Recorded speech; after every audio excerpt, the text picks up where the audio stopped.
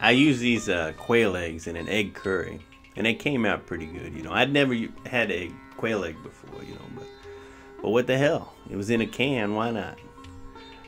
This here is a cauliflower masala, kind of a version of that. Chana masala right here, chickpea masala. Love that stuff. I think I read that it's the most popular Indian dish in the world. I don't know, but this is a video that's going to be about spices and ethnic foods and eating foods that maybe you're not familiar with. I came from a down south, southern U.S. country cooking background. Lots of ham hocks, lots of green beans with bacon in it, biscuits and grits and meatloaf and chicken and dumplings, and that's all I knew growing up. And my mama, she made spaghetti. It was probably the most exotic thing that she ever made. But she was a great cook, but she wouldn't look twice at half the things I eat. I put up a calamari salad video a while ago, about squid. Man, my mama wouldn't eat squid. If I paid her $100, she wouldn't eat that. I took her to an Ethiopian restaurant one time. God, she spent most of the time just looking around, with her mouth open like, oh Lord, get me out of here.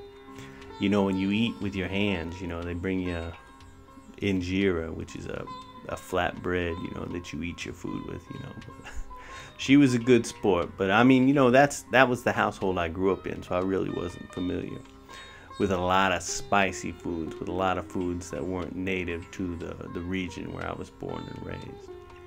But man, as soon as I hit the road, and started tasting these foods, and going out, to these different kinds of restaurants and living in these different areas, and introducing myself to these different flavors, I was hooked, and I don't see how you can eat this stuff and not have it take a hold of you to where you want more.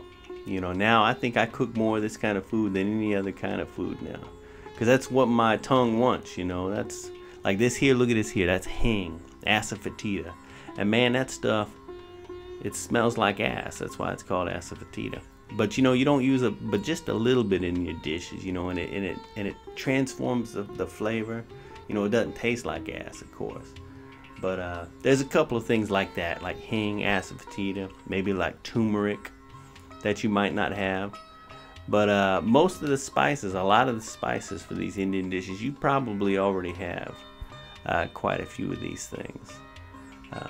And if you don't, man, go out to these markets, get you some spices, that you're not familiar with, or get more that you are familiar with, and just go crazy with the spices. Google the hell out of some recipes, get out of your comfort zone, because that's, at least for me, that's what makes cooking exciting. We've had 5 or 6 Indian markets spring up around here just in the last few years, and it's really got me excited about trying new things. Although I've been eating Indian food for decades now, but I feel now that it's just so easy to make at home that why the heck wouldn't you?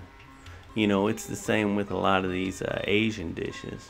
The point of this is that I'm going to be putting up some Indian food recipes, and if you're not familiar with Indian food, or even if you are but you haven't made it at home, give it a try, because it's super duper easy and delicious. And I'm going to have a list of spices here at the end, and by no means is this, hell, there's no end to the spices, but if you've got at least this many spices or whatever, these ingredients, you're going to be able to do these dishes that I got coming up. So that's it. That's Chef Buck blubbering away here in the morning before his coffee, but I'm going to take care of that right now.